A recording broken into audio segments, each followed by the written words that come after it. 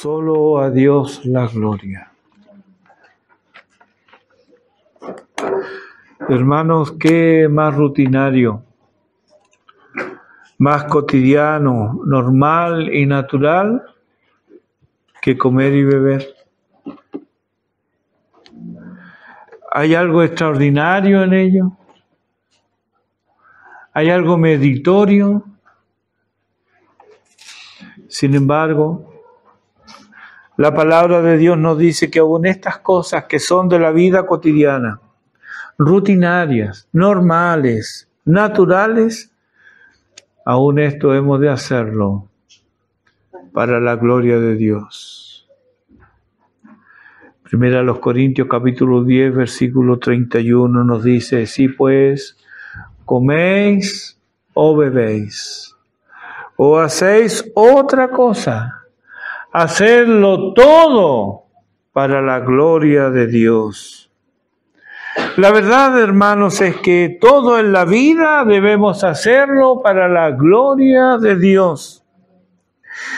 Y que esta no es una demanda del hombre, nos queda claro por algunos textos, entre otros textos del Antiguo Testamento, donde no es el hombre quien lo demanda, sino que esta demanda proviene del Trino y Santo Dios. Isaías 42:8 nos dice: yo Jehová, este es mi nombre, y a otro no daré mi gloria, ni mi alabanza a esculturas. Isaías 43:7 nos dice: todos los llamados de mi nombre, para gloria mía los he creado, los formé y los hice. El Salmo 96, versículo 3, nos da un mandato: proclamad entre las naciones, ¿qué? Su gloria. En todos los pueblos, sus maravillas. El 31 de octubre de 1517, hace ya 507 años, el monje agustino Martín Lutero clavó en las puertas de la iglesia de Wittenberg sus 95 tesis, hecho que daría inicio, según los historiadores, a la Reforma Protestante del siglo XVI. Para entonces, la autoridad de la Biblia se había perdido, ya que sobre ella estaba la autoridad de los hombres, quienes decidían qué y cómo debía creerse. La obediencia y adoración a Cristo se había desplazado a la obediencia y adoración a las criaturas, y los santos muertos recibían la adoración debida solo a Jesucristo. Hechos capítulo 4, versículo 12, recordemos a Pedro predicando en su primer sermón: y en ningún otro hay salvación, porque no hay otro nombre bajo el cielo dado a los hombres en que podamos ser salvos. Y en la primera carta a Timoteo capítulo 2, versículo 5, nos dice: porque hay un solo Dios y un solo mediador entre Dios y los hombres, Jesucristo hombre. Al ignorar la palabra de Dios, el evangelio se distorsionó a tal grado que en la práctica era otro evangelio. Un evangelio donde la salvación se merecía, y quienes estaban más cerca de esta y la obtenían no eran los piadosos, sino los que poseían hacienda. Era una fe pervertida, puesto que no descansaba solo en la obra de Cristo, sino que estaba contaminada con los recursos que el oferente pudiera ofrecer y con sus buenas obras. En definitiva, el evangelio predicado y creído no era el que nos fue revelado por Jesucristo. Es decir, no era el evangelio de Jesucristo, sino que era algo que estaba validado, debía estar validado por Roma. Los intereses carnales de hombres impíos y mundanos se habían sobrepuesto a las demandas y las buenas nuevas del evangelio de Dios. Al desconocer o ignorar la palabra de Dios, no tenía importancia el clamor del salmista, ahí en el Salmo 115, versículo 1, donde él exclama: no a nosotros, oh Jehová, no a nosotros, sino a tu nombre da gloria, por tu misericordia, por tu verdad. Es Él el que tiene misericordia. Es Él quien viene lleno de gracia y de verdad en la persona de su Hijo. Por eso, Él es celoso de su gloria y no está dispuesto a compartirla con nadie. Como leímos en Isaías 42:8, yo, Jehová, este es mi nombre, y a otro no daré mi gloria. Él es el Rey de gloria enunciado en el Salmo 24 y manifestó su gloria en la creación. Nos dice el Salmo 24:1, de Jehová es la tierra y su creación y su plenitud, el mundo y los que en él habitan. Toda la creación. Por cuanto es creación de Dios, le debe gloria a su Creador. Y así lo hace la creación, según nos lo dice el Salmo 19:1. Los cielos cuentan la gloria de Dios y el firmamento anuncia la obra de sus manos. ¿Y el hombre? Dice el Salmo 8, versículos 3 al 6. Cuando veo tus cielos, obra de tus dedos, la luna y las estrellas que tú formaste, digo, ¿qué es el hombre? Para que tengas de él memoria, y el Hijo del Hombre para que lo visites. Lo has hecho poco menor que los ángeles, y lo coronaste de gloria y de honra. Le hiciste señorar sobre las obras de tus manos, todo lo pusiste debajo de sus pies. Ante tanta honra, ante tanto privilegio, el salmista comienza y termina el salmo en alabanza a Dios diciendo: oh Jehová, ahí en el Salmo 8, oh Jehová, Señor nuestro, cuán glorioso es tu nombre en toda la tierra. Isaías 43:7 nos dice: todos los llamados de mi nombre, para gloria mía los he creado, los formé y los hice. Y el Salmo 96:3 nos transmite nuestra responsabilidad de proclamar entre las naciones su gloria, en todos los pueblos sus maravillas.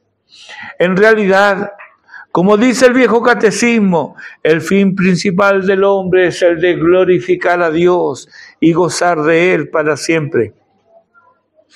Pero como las Escrituras dejaron de ser fuente de autoridad, pues se la ignoró, dice Romanos 1:21, no glorificaron a Dios, ni le fueron agradecidos, por los que se envanecieron en sus razonamientos y sus necios corazones se llenaron de incredulidad y tinieblas. Hermanos, esto no vale solo para los impíos, aún vale para nosotros cuando dejamos de ser agradecidos a Dios. Nuestro corazón se llena de incredulidad y de tinieblas. Romanos 1:23 dice que cambiaron la gloria del Dios incorruptible en semejanza de hombre corruptible. Es así que este sistema corrupto, que insistía en llamarse cristiano, tenía cautivadas las conciencias del mundo occidental. En algunos lugares, la ingenuidad del pueblo, su ignorancia de la verdad, su analfabetismo espiritual dio ocasión a abusos escandalosos.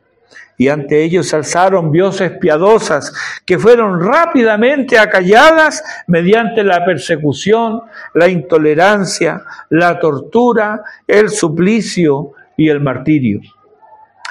Por el año 1000, los valdenses al norte de Italia, guiados por Pedro Baldo, iluminados por las Escrituras, se separaron de Roma al desconocer la autoridad del Papa, la existencia del purgatorio, entre otras creencias extrabíblicas, y ellos fueron perseguidos, torturados y casi aniquilados del todo.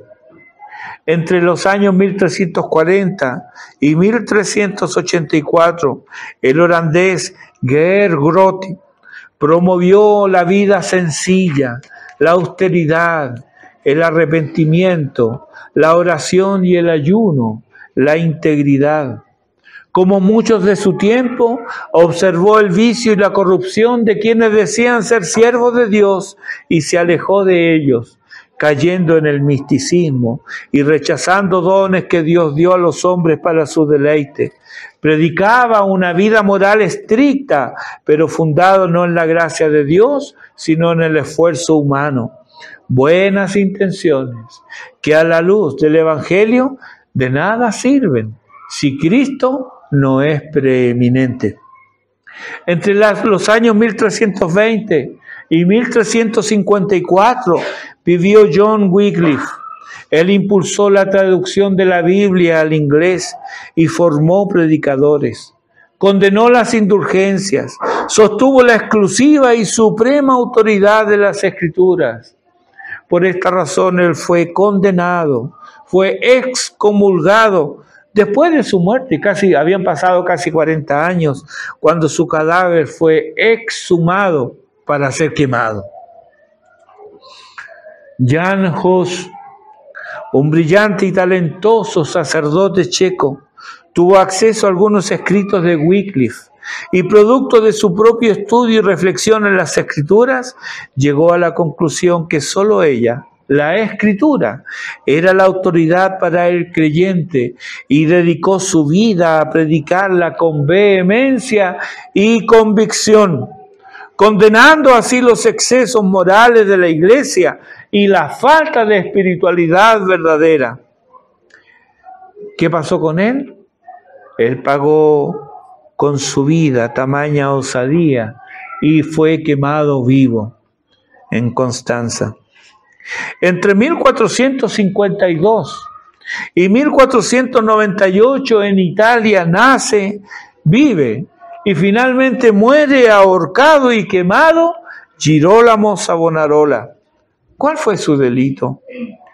Predicar contra la corrupción de la Iglesia y del papado, pero también él llamó la atención, lo llama al arrepentimiento a los príncipes de su tiempo, al pueblo, a la cultura y las artes de su tiempo. Él estaba en Florencia, un lugar destacadísimo por el Renacimiento italiano, pero él llama allí al arrepentimiento a todo el mundo. ¿Qué buscaban todos estos hombres? ¿Qué era lo que ellos perseguían? Ellos buscaban la gloria de Dios, que Dios sea glorificado. Aunque no coincidimos con la totalidad de sus planteamientos y en algunos aspectos de la fe equivocaron el camino, con todo, hermanos, hemos de admitir que fueron los precursores de la Reforma Protestante del siglo XVI. Todo esto antes de Lutero. Lutero, cuya vida Dios protegió por medio de sus amigos, estimulado por la palabra de Dios, también encuentra luz en los escritos de Hus, quien a su vez había sido influenciado por las Escrituras y las reflexiones de Wycliffe al respecto. Aunque no podemos separar a Lutero de la Reforma, no podemos decir que la Reforma es su obra. Más bien, la Reforma trasciende la obra de Lutero, porque la Reforma es la obra de Dios. Había hambre y sed de Dios, y esta es la obra del Espíritu de Dios. Lutero habló a un pueblo con hambre espiritual, pero su predicación hallaba su fuente en las Sagradas Escrituras, a las que él consideraba como la exclusiva y única autoridad para el creyente. Este es el contexto de las 5 solas, aunque originalmente eran solo 3, solo Escritura, solo gracia y solo fe. Aquí concordaron perfectamente los reformadores. ¿Dónde es que obtenemos conocimiento verdadero del Dios Trino? ¿Cuál es la autoridad en la Iglesia de Cristo? ¿Dónde se nos explica con verdad quién es Dios y qué es el hombre? La Reforma, y nosotros con ella contestamos, solo en la Biblia, solo en la palabra de Dios, solo Escritura. Nuestra salvación y reconciliación con Dios, el perdón de nuestros pecados y la nueva vida no nos viene por obra nuestra para merecer estos dones de misericordia. ¿Cómo lo obtenemos entonces? La reforma, y nosotros con ella afirmamos, es solo por gracia. ¿Y cómo recibimos esa gracia? No por entenderla intelectualmente, ni por alguna disposición emocional que tengamos. Es por confiar en la obra de Cristo. No por el asentimiento intelectual, tampoco por el activismo religioso. ¿Cómo entonces? La reforma y nosotros con ella decimos, recibimos la gracia de la salvación solo por fe. A estos tres, posteriormente se agregan otros dos. Solo por Cristo, que está implícito en las declaraciones anteriores, y solo a Dios la gloria, que es la consecuencia lógica de los otros cuatro solas. ¿Quién nos dio las Escrituras? Segunda Timoteo capítulo 3, versículo 16, nos dice claramente que ellas provienen de Dios. Por lo tanto, es la regla inerrante e infalible palabra de Dios. Los hombres fallan y yerran, las Escrituras no. Por tanto, a fin de asentir a esta premisa con honestidad, para decir verazmente, solo a Dios la gloria, no basta solo con declararla, más bien hay que creer y obedecer su palabra, estando atentos a no permitir que nada, que otra fuente de autoridad sobre nuestras vidas, sean hombres, sea la familia, sean agrupaciones o aún nosotros mismos con nuestros razonamientos, se ponga por sobre las Escrituras. Nadie puede ponerse por sobre las Escrituras sin caer en el anatema divino. Pero, hermanos, negamos esta premisa cuando aceptamos, por ejemplo, técnicas humanas en la evangelización, cuando nuestros cultos no están orientados al arrepentimiento de los fieles, ni a la búsqueda de la piedad y la santidad, sino que se busca entretener al oyente con algo de religión y de emoción. Recuerda, Dios, nos dio las Escrituras y solo por ello, solo a Dios la gloria. Por lo tanto, no ignoremos, no menospreciemos, no torzamos, no reescribamos la palabra de Dios. ¿Quién se nos revela en las Escrituras? El bendito Hijo de Dios. Ellas son las que dan testimonio de mí, dijo el Señor en Juan 5:39. Él es el Salvador y nuestro Redentor, solo Cristo. Él es el único mediador entre Dios y los hombres, según leímos hace un rato en 1 Timoteo 2:5. Él es la figura central del Evangelio. Jesús dijo, yo soy el camino y la verdad y la vida. Nadie viene al Padre sino por mí. En Juan 14:6. La madre de Jesús, María, reconoce la centralidad y preponderancia de Cristo cuando en Juan capítulo 2, versículo 5 dice, haced todo lo que Él os diga. Solo Cristo es el autor y consumador de la fe, nos dice Hebreos 12:2.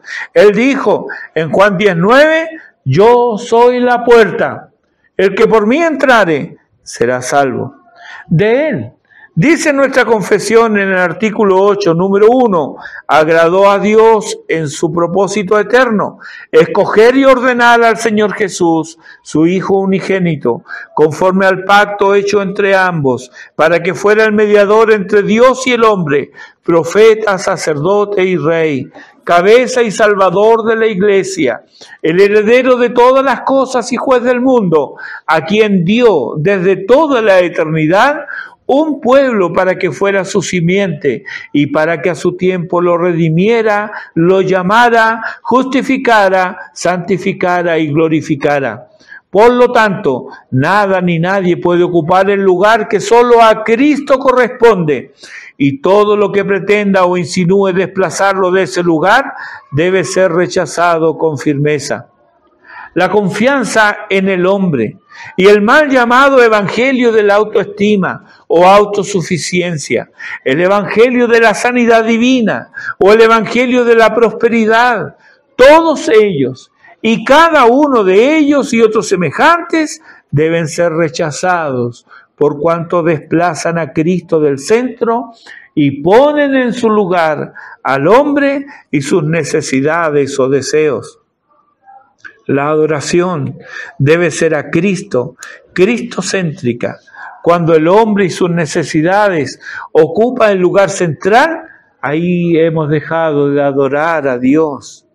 Y ya cuando caemos en eso, los himnos que canta la iglesia ya no exaltan a Cristo y su obra. La predicación también busca elevar al hombre sin que éste tenga que reformar su vida y solo nos trae placer emocional.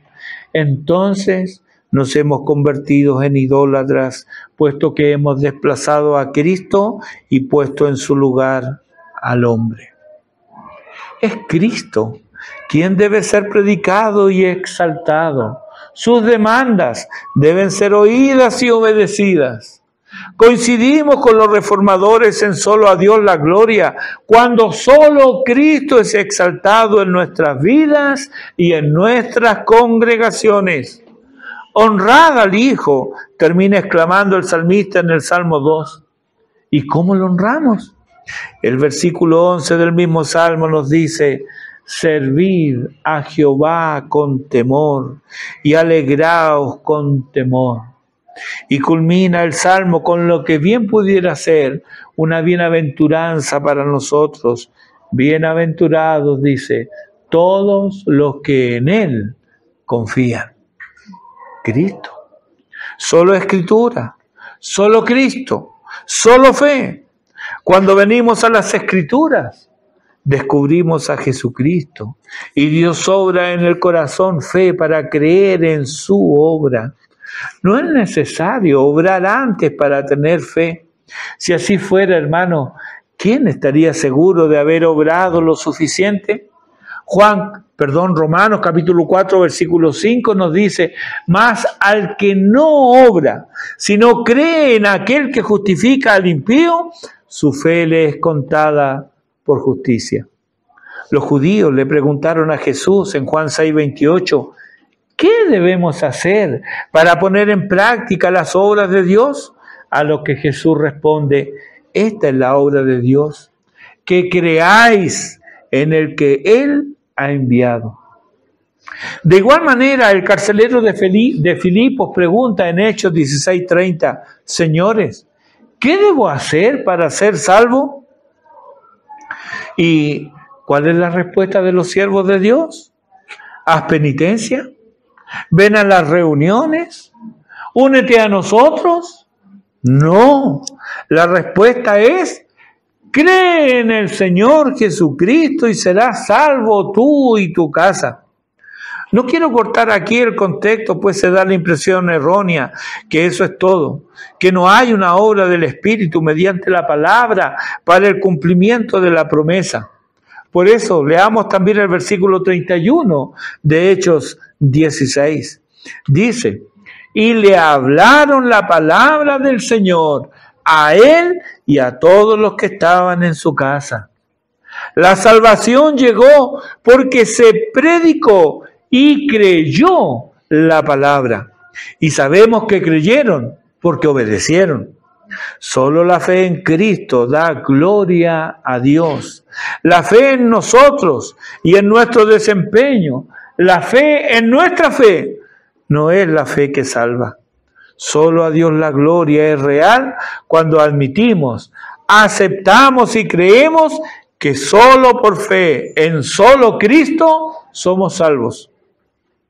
Solo a Dios la gloria cuando los méritos solo son suyos y yo no pretendo los míos. Somos salvos por los méritos de otro, por los méritos de Cristo, y esto es de pura gracia. Cuando la Iglesia romana enseña que el hombre para ser salvo debe ganarse el favor de Dios, enseña lo opuesto a lo revelado en las Escrituras. ¿Y cómo es que ocurre esto? Hermano, es que ellos tienen otra fuente de autoridad, ajena a las Escrituras, y concluyen así que ellos deben hacer obras, observar los sacramentos, cumplir las penitencias y participar en los diversos rituales. Y tal como fue el desvío de la verdad, que se llegó al punto de ofrecer la remisión de los pecados previo pago de una suma de dinero. A ese punto llegó. Ignorando la Escritura, claro, porque el Salmo 49, los versículos 6 al 8, Salmo 49, los versículos 6 al 8 dice: los que confían en sus bienes y de la muchedumbre de sus riquezas se jactan, ninguno de ellos podrá en manera alguna redimir al hermano, ni dar a Dios su rescate. Mire el versículo 8, porque la redención de su vida es de gran precio y no se logrará jamás. ¿Cómo es posible que se ofreciera el perdón de los pecados mediante el pago de una suma de dinero? Porque se ignoró las Escrituras. Pero, queridos, el único que puede salvar a este y condenar a aquel es Cristo. De nada sirve la mediación de institución alguna o de hombres, ya que la sola gracia es suficiente. Y la mediación, exceptuando la de Cristo, es una invención fantasiosa que lleva a la ruina eterna. No le damos la gloria a Dios cuando confiamos en nuestros méritos, en nuestro desempeño, en nuestro trabajo, en nuestra obra, en nuestro sufrimiento o en nuestra dedicación. Cuidado, hermanos. No le damos a Dios la gloria cuando confiamos en estas cosas. No, solo a Dios la gloria cuando y solo cuando admitimos que es solo por gracia. Por la gracia de Dios soy lo que soy, dice Pablo en 1 Corintios 15:10.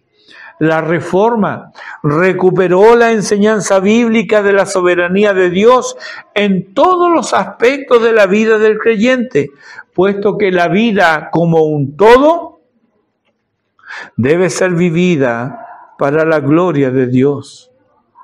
Hay quienes dan gloria a Dios con sus labios, pero no con sus vidas. Fuimos hechos para su gloria y debemos proclamar su gloria.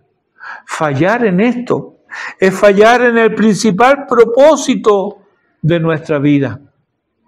¿Por qué los incrédulos no ven la gloria de Dios en los creyentes? ¿Acaso no debemos manifestar sus virtudes? Cristo dijo en Juan 17:4, yo te he glorificado en la tierra. ¿Cómo lo hizo? El mismo texto lo dice, he acabado la obra que me diste que hiciese. Él hizo y terminó la obra que se le encomendó. Así glorificó al Padre. Nosotros debemos encarnar el Evangelio para obedecer y hacer la obra que se nos encomendó. Esta obra es general o colectiva, según lo veamos en Mateo 28, versículos 18 al 20, pasaje conocido como la Gran Comisión. Pero también es particular, donde nos dice 1 Corintios 3:8, cada uno recibirá su recompensa conforme a su labor. Y como administradores de los misterios de Dios, según nos dice 1 Corintios 4:2, cada uno debe ser hallado fiel. Según a los Corintios 5:10, porque es necesario que todos nosotros comparezcamos ante el tribunal de Cristo, para que cada uno reciba según lo que haya hecho mientras estaba en el cuerpo, sea bueno o sea malo. Efesios 6:8. Sabiendo que el bien que cada uno hiciere, sabiendo que el bien que cada uno hiciere, ese recibirá del Señor. Es sabido, hermanos, que el porcentual de evangélicos en América Latina crece año tras año, y Chile no es una excepción. Pero, ¿cómo es que esto no se nota en la sociedad? Hace un par de años leí con estupor que en Brasil los legisladores evangélicos, que han crecido en número, son más corruptos que la media de los políticos en dicho país. En las elecciones de la semana pasada aquí en Chile, solo como muestra, en las dos comunas más populosas de nuestro país, se eligieron alcaldes con creencias e ideologías anticristianas. ¿Por qué no se notó el voto evangélico pro vida y pro familia? Hermanos, aquellos que han sido justificados por gracia, solo por fe en Cristo, han recibido el Espíritu de Santidad que los lleva, los impulsa, los anima, les guía a la santidad. Y esto se refleja en su quehacer diario, en las políticas públicas que apoyan y en las que rechazan como indignas de su condición de creyentes, en la obra particular de cada uno. Pues, como dice la Escritura, todo lo que hagamos, todo debe ser hecho para la gloria de Dios. Dios conoce tu labor y en ella, cualquiera ésta sea, debe ser fiel a Él. Nunca olvides que al término de tus días comparecerás ante el trono de Dios y darás cuenta de tus acciones y de tus omisiones. Tu trabajo, hermano, tu trabajo, ahí debes darle gloria a Dios. Efesios 2:10 nos recuerda, porque somos hechura suya, creados en Cristo Jesús para buenas obras, las cuales Dios preparó de antemano para que anduviésemos en ella. No es posible que se nombre a un cristiano como un sinvergüenza. Sufre penalidades como buen soldado de Jesucristo. Eso es correcto. Pero no sufras como ladrón, como quejumbroso, como chismoso, como flojo o como embustero. Qué alegría, hermano, cuando te comparten de alguien alegre, servicial, honesto, y te dicen, es que él es evangélico. Qué alegría. Cuando escuchas eso, sonríes, se te hincha el pecho, ¿verdad? Y casi no te retienes de decir, yo también soy evangélico. Por otro lado, qué vergüenza. Cuando al nombrar a una persona que dice ser creyente, cuando lo señalan, le ponen junto a su nombre unos adjetivos dignos de Barrabás. ¡Qué vergüenza! Primera de Pedro, capítulo 4, versículo 10. Dice, cada uno, según el don que ha recibido, ministrelo a los otros, como buenos administradores de la multiforme gracia de Dios. Nota, mi hermano, que el texto dice, según el don que ha recibido. Esto da por sentado de que no tengo dones. No, da por sentado que hemos recibido dones. Tú y yo hemos recibido diferentes dones. Algunos son de índole espiritual, claro que sí, pero otros son dones naturales, talentos, habilidades, y debemos usarlos para el bien del prójimo y gloria de Dios. No quiere decir que algunos no tienen dones espirituales y solo tienen dones naturales. No. No. Si eres creyente, tienes dones espirituales, pero también tienes dones naturales.